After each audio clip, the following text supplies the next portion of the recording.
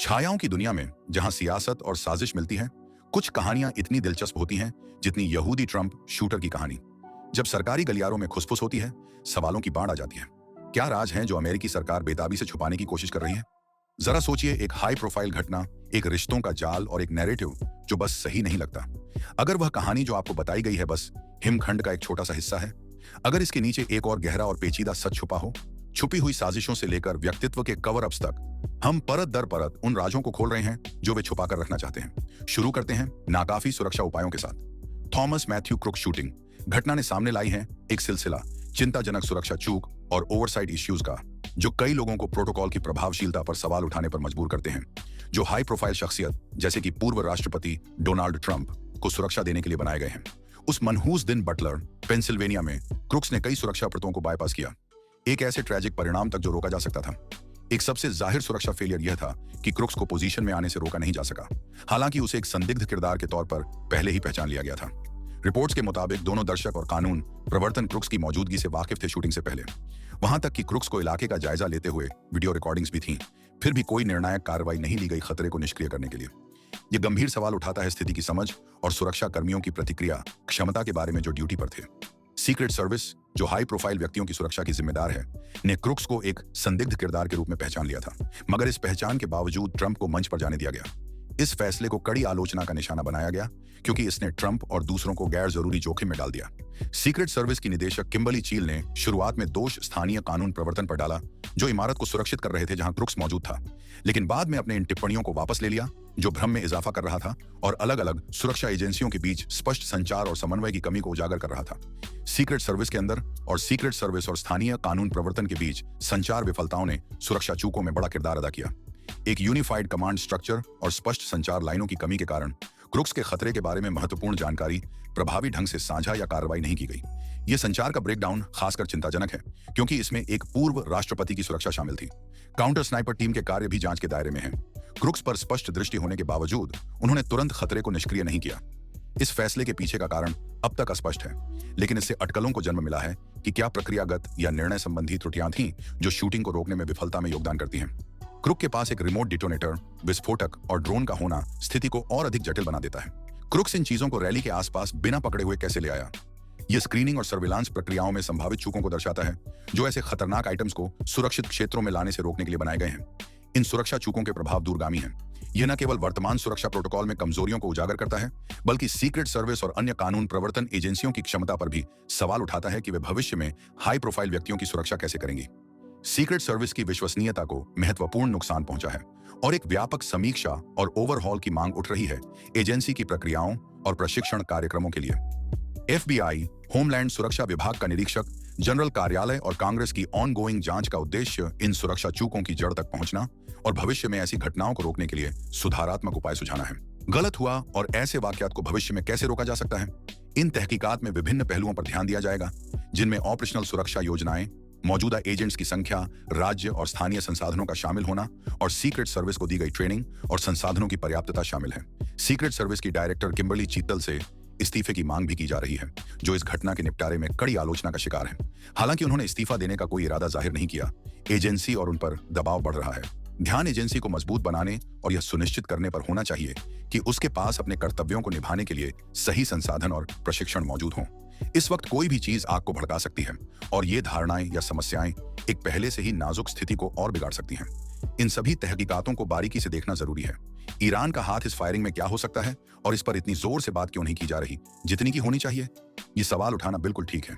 थोड़ी सी पृष्ठभूमि में जाए तो 2020 में जब ट्रंप ओवल ऑफिस में थे, उन्होंने इराक में ईरान के शीर्ष जनरल कासिम सुलेमानी को मारने का हुक्म दिया। इससे ईरानी हुकूमत नाराज हुई, जैसा कि किसी भी हुकूमत का प्रतिक्रिया होता है। सवाल यह है कि ईरान ने ट्रंप पर वापस कब वार करने का प्लान बनाया, और अगर उन्होंने इस मौके को बराबर का जवाब देने का मौका समझा तो क्या? मगर अभी और भी ज्यादा जानने को है ईरान के ताल्लुक के बारे में।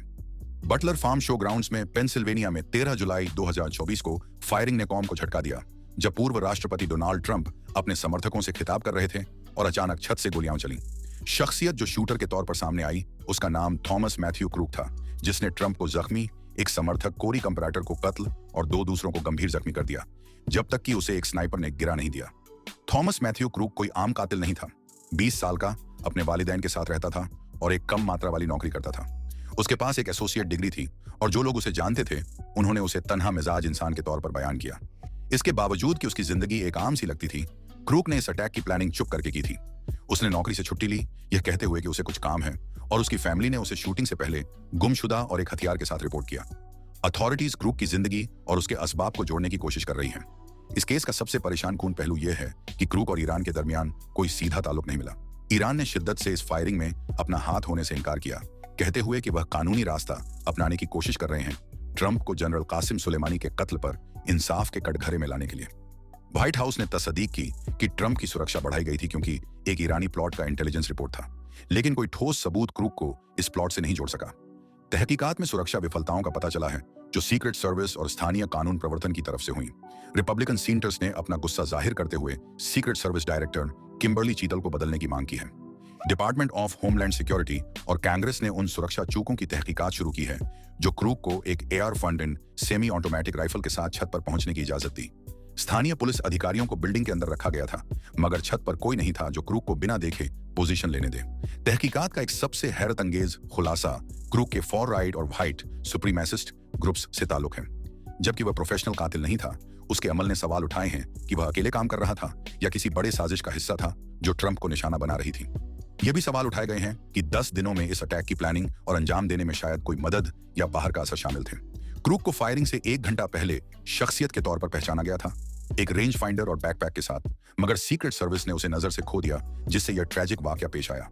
इस फायरिंग ने अमेरिका में गन कंट्रोल पर बहस को दोबारा जिंदा कर दिया है। राष्ट्रपति जो बाइडेन ने मजबूत गन लॉज, जिनमें क्रूक ने जो हथियार इस्तेमाल किया, उस पर पाबंदी लगाने की मांग दोहरा दी है। इस वाकया ने असलहे की आसानी को नुमाया किया है, जिस तरह अफराद पावरफुल फायरआर्म्स हासिल कर सकते हैं, और इस किस्म के एक्सेस के नुकसानात। बाइडेन ने हाल के वर्षों के दौरान कई गन मैसाकर्स का जवाब दिया है, ताकतवर गन लॉज के लिए दावते देकर, मगर ये प्रपोजल्स बार बार कांग्रेस में रिपब्लिकन मुखालफत के सबब नाकाम रहे हैं। कोरी कंपाराटोर की वफात ने कहानी को एक व्यक्तिगत और त्रासदीपूर्ण आयाम दिया है।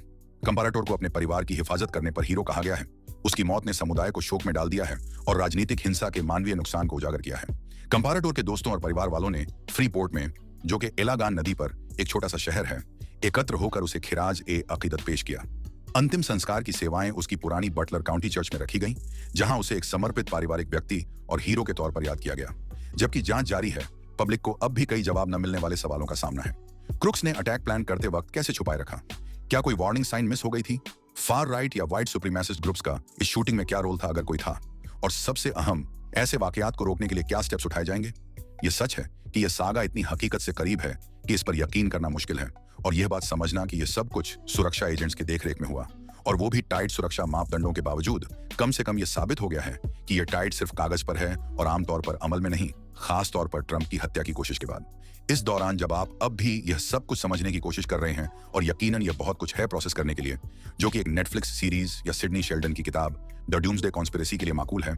एक और शाख है जो ट्रंप की हत्या के प्रयास से जुड़ी हुई है, राजनीतिक मकसद।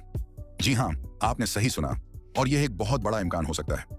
ट्रंप की शूटिंग से कुछ दिन पहले जो बाइडेन ने कुछ रिमार्क्स दिए, जो उन्होंने बाद में गलती तस्लीम किए, जो ट्रंप को निशाना बना दिया, उनके गर्म कैंपेन को देखते हुए यह इम्कान है कि इससे शूटिंग हुई हो, मगर किसी भी नतीजे पर पहुंचने से पहले हमें इसको ज्यादा तफ्तीश करना होगा।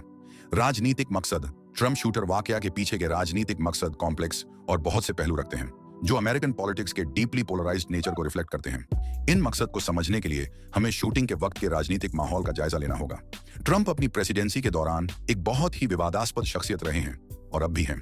उनकी सियासत अक्सर डिवाइसिव रेटोरिक और माइनॉरिटीज और इमिग्रेंट्स को टारगेट करने वाली पॉलिसीज पर मबनी थी। इस माहौल ने एक्सट्रीम एक्शंस एंड रिएक्शंस के लिए जमीन हमवार की। शूटर, जो कि 20 साल का एक यहूदी नौजवान था, उस दौर में बड़ा हुआ जब ट्रंप को अक्सर ऑथोरिटेरियन फिगर्स जैसे एडोल्फ हिटलर से कंपेयर किया गया। ये मवाजना सिर्फ फ्रिंज कमेंटेटर्स तक महदूद नहीं था, बल्कि मेनस्ट्रीम पॉलिटिकल डिस्कोर्स का एक बार बार दोहरा जाने वाला थीम था।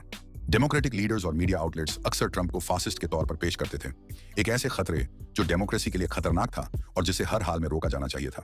यह नैरेटिव शूटर के परसेप्शन को सिग्निफिकेंट तौर पर मुतासिर कर सकती थी, जिसे ट्रंप को अपनी कम्युनिटी के लिए एक वजूद हकीकी खतरा समझने पर मजबूर कर दिया। ओहियो के यूएस सीनेटर जेडी वेंस और रिपब्लिकन यूएस सीनेट कैंडिडेट बर्नी मोरेनो ने डेमोक्रेट्स और मीडिया को शूटिंग का जिम्मेदार ठहराया। उन्होंने यह वादा किया कि ट्रंप को बार बार एक फासिस्ट के तौर पर पेश करने ने तशद्दुद को भड़काया। वेंस ने खास तौर पर बाइडेन कैंपेन के रेटोरिक पर उंगली उठाई, कहते हुए कि यह हत्या के प्रयास का सीधा सीधा सबब बना। उसने ट्रंप को निक्सन और हिटलर से कंपेयर किया प्राइवेट मैसेजेस में, जो कुछ सियासी शख्सियत के एक्सट्रीम व्यूज को उजागर करता है। शूटर की यहूदी पहचान नैरेटिव को और ज्यादा पेचीदा बनाती है। यहूदी कम्युनिटी को तारीखी तौर पर फार राइट एक्सट्रीमिज्म का शिकार होना पड़ा है और ट्रंप का रिटोरिक अक्सर एंटी सेमिटिक सेंटिमेंट्स को भड़काने पर तनकीद का निशाना बना। मगर यहाँ एक यहूदी आदमी ट्रंप को कत्ल करने की कोशिश कर रहा था, जो बहुत से लोगों को राइट विंग मकसद का चैंपियन नजर आता है। यह पैराडॉक्स शूटर के असल मकसद पर सवाल उठाता है। क्या वह अपने यकीन से एक्ट कर रहा था कि ट्रंप उसकी कम्युनिटी के लिए एक खतरा है, या वह किसी बड़ी और सिनिस्टर एजेंडा से मुतासिर था?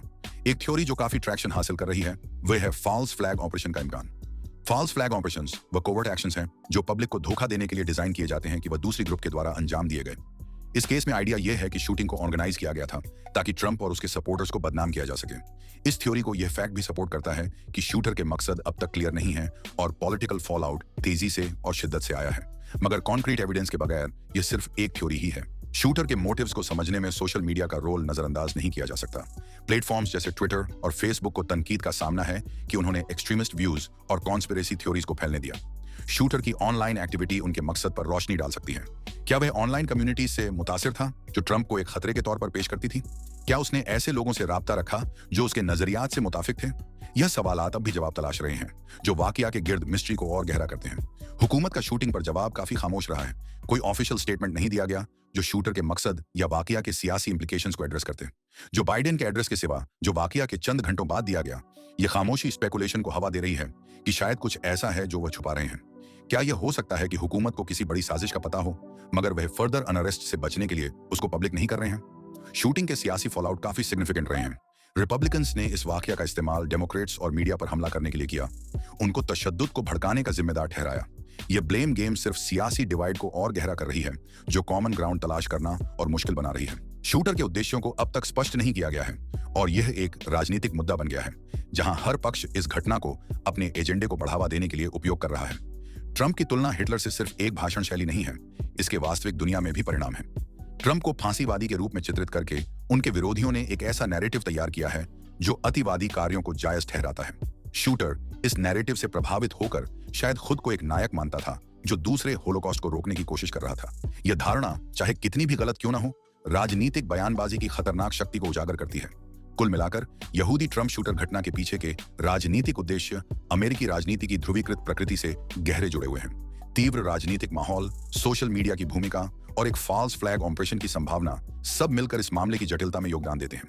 जैसे जैसे जांच जारी है, सतर्क रहना और नैरेटिव्स को सवाल करना महत्वपूर्ण है। लेकिन उस दिन सच में क्या हुआ? यह मामला कैसे इस तरह आकार ले सकता था जब इसे मौके पर ही रोका जा सकता था? यह सच में एक महंगा मजाक लगता है, एक ऐसा मजाक जो अमेरिका को बड़ा नुकसान पहुंचा सकता था। और यह मजाक सच में किसके ऊपर था? सुरक्षा एजेंट्स जो उस दिन वहां थे? वरना आप इसे कैसे बयान करेंगे? अगर उन्होंने गंभीरता से मामलों को संभाला होता तो कोरी अब तक जिंदा होता। यहाँ शूटिंग घटना के बारे में और जानकारी है। 14 जुलाई 2024 को शूटिंग की घटना हुई। रैली को अच्छी तरह से सुरक्षित किया गया था, कई सुरक्षा परतों के साथ, लेकिन थॉमस मैथ्यू क्रूक्स के कार्यों ने सुरक्षा व्यवस्था में गंभीर खामियों को उजागर किया। सीक्रेट सर्विस आंतरिक परिधि के लिए जिम्मेदार थी और स्थानीय कानून प्रवर्तन के साथ मिलकर कार्यक्रम को सुरक्षित किया गया था। उस दिन कम से कम 6 अलग अलग एजेंसियों के सदस्य शक्ति प्रदर्शन में थे, जिसमें 2 शेरिफ कार्यालय, स्थानीय पुलिस, राज्य पुलिस और सीक्रेट सर्विस की कई टीमें शामिल थीं। साथ ही अग्निशमन और आपातकालीन बचाव अधिकारी भी मौजूद थे। आप तर्क कर सकते हैं कि यह अच्छी तरह से सुरक्षित था, लेकिन जब तक सब कुछ अचानक नहीं बदल जाता, तब तक खामियां उजागर नहीं होती। विस्तृत जनशक्ति के बावजूद संचार समस्याओं ने अभियान को प्रभावित किया। यह स्पष्ट नहीं है कि क्रूक्स के बारे में जानकारी कैसे प्रेषित हुई। मान लें कि क्रूक्स की फोटो कितने लोगों के बीच प्रसारित हुई, या सभी संभावित खतरे के बारे में समान रूप से अवगत थे या नहीं। इस समन्वय की कमी ने क्रूक्स को रैली स्थल के चारों ओर बिना पकड़े घूमने दिया। क्रूक्स का व्यवहार शुरू से ही संदिग्ध था। उसे रैली के किनारों पर घूमते देखा गया, बड़ा बैकपैक कंधे पर और एक रेंज फाइंडर के लेंस में झांकते हुए। उसके अजीब व्यवहार ने स्थानीय कानून प्रवर्तन का ध्यान आकर्षित किया, जिन्होंने अपनी चिंताओं को रेडियो पर प्रसारित किया और एक फोटो लिया। लेकिन क्रूक्स अधिकारियों के आने से पहले ही गायब हो गया। आश्चर्यजनक रूप से थॉमस क्रूक्स ने रैली से पहले ड्रोन कैमरा का उपयोग करके बटलर फार्म शो ग्राउंड्स का निरीक्षण किया। आप कल्पना कर सकते हैं, लेकिन चलिए और अधिक इस गुत्थी को सुलझाते हैं। क्रूक्स की छवि अधिकारियों के बीच प्रसारित हुई जो सुरक्षा परिधि के बाहर तैनात थे, लेकिन वह फिर से नहीं दिखा जब तक कि गवाहों ने उसे स्टेज से 135 मीटर दूर एक इमारत पर चढ़ते हुए नहीं देखा। यह इमारत एजीआर इंटरनेशनल इंक कॉम्प्लेक्स का हिस्सा थी, जो उस दिन कानून प्रवर्तन को छोड़कर बंद थी। क्रूक्स को एक स्थानीय स्वाट टीम के सदस्यों ने इमारत के अंदर फिर से देखा। एक अधिकारी ने क्रूक्स की फोटो ली और रेडियो पर अन्य लोगों को रेंज फाइंडर के साथ संदिग्ध व्यक्ति के बारे में सचेत किया। जल्द ही गवाहों ने उसे मंच के सबसे करीब इमारत पर चढ़ते देखा। उसने अपनी एआर स्टाइल राइफल सेट की और छत पर लेटे हुए अपनी जेब में डेटोनेटर रखे, जो पास में खड़ी उसकी कार में कच्चे विस्फोटक उपकरणों को सेट ऑफ करने के लिए थे। एक स्थानीय अधिकारी छत पर चढ़कर जांच करने गया। गनमैन ने राइफल उस अधिकारी पर तान दी। अधिकारी ने ना तो गोली चलाई और ना ही चला सकता था, लेकिन क्रूक्स ने भीड़ में ट्रंप की ओर गोली चला दी। इस हिचकिचाहट के क्षण ने क्रूक्स को अफरा तफरी मचाने का मौका दिया। घबराए दर्शक कवर के लिए झुकते हुए सीक्रेट सर्विस एजेंट्स ने ट्रंप को ढाल बनाकर मंच से हटा लिया। 2 काउंटर स्नाइपर टीमें ट्रंप के पीछे इमारतों पर तैनात थीं। टीम जो क्रूक्स से दूर थी ने एक बार गोली चलाई और उसे मार डाला। त्वरित प्रतिक्रिया के बावजूद नुकसान हो चुका था। एक रैली गोअर कोरी कंपैरेटर मारा गया और 2 गंभीर रूप से घायल हुए। ट्रंप को कान की चोट आई, लेकिन गंभीर चोट नहीं लगी। कांग्रेस की ब्रीफिंग के बाद एफबीआई और सीक्रेट सर्विस अधिकारियों ने स्पष्ट समय रेखा प्रस्तुत की। शूटिंग से 1 घंटे पहले क्रूक्स को संभावित खतरे के रूप में पहचाना गया था। उसे रेंज फाइंडर के साथ शूटिंग से लगभग 40 मिनट पहले और फिर 20 मिनट पहले देखा गया था। इन चेतावनियों के बावजूद क्रूक्स स्थिति में आया और गोली चला दी। होमलैंड सिक्योरिटी सचिव अलेजांद्रो मायोर्क्स ने इस घटना को एक असफलता कहा और स्वतंत्र समीक्षा की घोषणा की।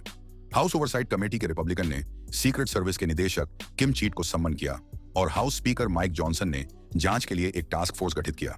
कुछ रिपब्लिकनों ने चीट से इस्तीफा देने को कहा, लेकिन उन्होंने मना कर दिया।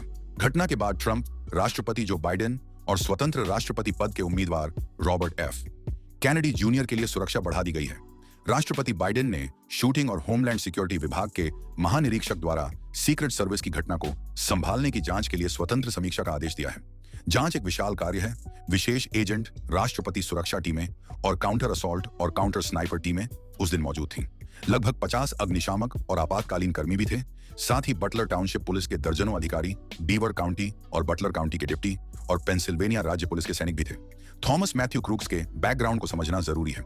वह 20 साल का नर्सिंग होम कार्यकर्ता था, जिसके पास कोई पूर्व आपराधिक रिकॉर्ड नहीं था। बटलर पेंसिल्वेनिया में पैदा हुआ और पला बड़ा।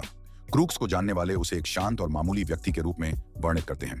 वह एक स्थानीय नर्सिंग होम में काम करता था, जहां उसे बुजुर्गों की देखभाल के लिए जाना जाता था। क्रूक्स के माता पिता ने घटना के बाद कानून प्रवर्तन के साथ सहयोग किया। उन्होंने अपने बेटे के कार्यों पर सदमे और अविश्वास व्यक्त किया। शूटिंग के दिन उन्होंने अपने बेटे के ठिकाने के बारे में चिंतित होकर पुलिस को फोन किया था। जांचकर्ताओं को क्रूक्स के घर से कुछ पैकेज मिले, जिनमें संभावित खतरनाक सामग्री थी। पिछले कुछ महीनों से क्रूक्स ने ये पैकेज प्राप्त किए थे, जो उसकी गतिविधियों पर संदेह उत्पन्न करते हैं। इसके अलावा उसके घर में एक प्राथमिक विस्फोटक उपकरण मिला। उसकी कार में बुलेट प्रूफ बनियान और कई भरी हुई पत्रिकाएं भी थीं। एफबीआई ने सुराग के लिए क्रूक्स के सेल फोन और कंप्यूटर को एक्सेस किया। उन्होंने यह दरियाफ्त किया कि उसकी बहुत सी संचार एन्क्रिप्टेड संदेशों में थी, जो उसके इरादों को समझने में मुश्किल बना रही थी। तहकीकात करने वालों ने उसके सेल फोन पर 14,000 से ज्यादा तस्वीरें देखी और यह जाना कि क्रूक्स ने ऑनलाइन सर्च भी की थी, ताकि गोली की दिशा के बारे में जानकारी हासिल कर सके। एक अजीब तफसील जो सामने आई वह यह थी कि क्रूक्स को एक यूट्यूब चैनल डेमोलिशन रैंच में दिलचस्पी थी, जो गन्स और विस्फोटक डिवाइसेस के वीडियो दिखाता है। गोली चलाने के दिन क्रूक्स ने इस चैनल का टी-शर्ट पहना हुआ था। डेमोलिशन रैंच के फाउंडर ने एक बयान जारी किया, जिसमें उसने इस तशद्दुद की मजम्मत की और हैरत का इजहार किया। इन सब नतीजों के बावजूद कोई वाजह मकसद सामने नहीं आया। क्रूक्स की ऑनलाइन सर्च हिस्ट्री और रवैये का जायजा लिया जा रहा है, मगर कोई वाजह सियासी या मजहबी आइडियोलॉजी नहीं मिली। न कोई मैनिफेस्टो मिला है और न ही उसके इरादों के बारे में सीधी संचार, जो इन्वेस्टिगेटर्स को परेशान कर रही है। उसकी काम की जगह पर क्रूक्स के साथ ही उसे एक मेहनती कार्यकर्ता के तौर पर जानते थे, जो किसी भी रेडिकलाइजेशन या तशद्दुद के रवैये का इजहार नहीं करता था। उसका क्रिमिनल रिकॉर्ड साफ था और वह अपने पुरसुकून मिजाज के लिए मशहूर था। उसके रोजमर्रा के रवैये और उसके अंजाम दिए गए तशद्दुद के दरमियान यह तजाद बहुत से लोगों को हैरत में डाल गया है। एक और पहलू जिसे देखा जा रहा है वह यह कि क्रूक्स ने अकेले काम किया या किसी दूसरे शख्स की मदद ली। शूटिंग के ऑडियो एनालिसिस ने एक दूसरे शख्स की मौजूदगी पर सवाल उठाए हैं। वाकये के दौरान 4 काउंटर स्नाइपर टीम्स मौजूद थीं और मकामी लॉ एनफोर्समेंट का एक रुकन भी शायद शूटर से भिड़ गया था, मगर दूसरे शूटर की मौजूदगी को साबित करने वाला कोई ठोस सबूत नहीं मिला। क्रूक्स के वालिदैन की कानूनी जिम्मेदारी भी जांच के दायरे में है। एयर स्टार राइफल जो शूटिंग में इस्तेमाल हुई थी, क्रूक्स के वालिद ने कई साल पहले कानूनी तौर पर खरीदी थी। ये उनके नाम पर रजिस्टर 20 बंदूकों में से एक थी। कानूनी तज्जिए करने वालों का कहना है कि वालिदैन जिम्मेदार नहीं ठहराए जा सकते, क्योंकि क्रूक्स बालिग था और सेहतमंद 20 साल के फर्जंद का ख्याल रखने का कोई कानूनी फर्ज वालिदैन पर नहीं होता। यह सूरत हाल जेनिफर और जेम्स क्रम्बली के केस की याद दिलाती है, जिन्होंने मास शूटिंग में इस्तेमाल होने वाले हथियार को सही तौर पर स्टोर करने में नाकामी पर मुजरिम ठहराए गए थे। तहकीकात जारी है और थॉमस मैथ्यू क्रूक्स के इरादों का राज अब तक हल नहीं हो सका। उसके अमल के पीछे कोई वाजह वजह न मिलने से लॉ एनफोर्समेंट ऑफिशियल्स और अवाम जवाब ढूंढने में मसरूफ हैं। क्या यह एक तन्हा तशद्दुद का वाकया था या इस कहानी में अब तक कुछ और भी बाकी है? अगर आपको यह वीडियो पसंद आई तो हमारे चैनल के दूसरे जबरदस्त वीडियो भी चेकआउट करें। देखने का शुक्रिया और हम आपको अगले वीडियो में मिलते हैं।